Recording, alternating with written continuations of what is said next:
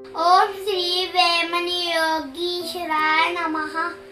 అందరికీ నమస్కారం. ఈరోజు నేను వేమన పద్యం చెప్పబోతున్నాను.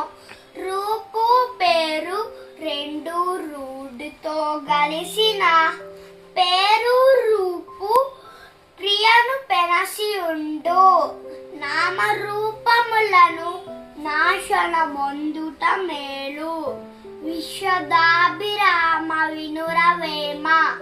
విశ్వద అంటే విశ్వమంతా వ్యాపించిన పరమాత్మ.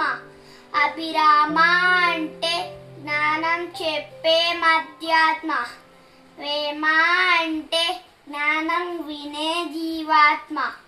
అందరికీ ధన్యవాదాలు. లిసన్. రూపు పేరు రెండు రూఢితో గలిగిన పేరు రూపు క్రియను పెనసియుండు. నామరూపములను నాశనమొందుట మేలు. విశ్వదాభిరామ వినురవేమా.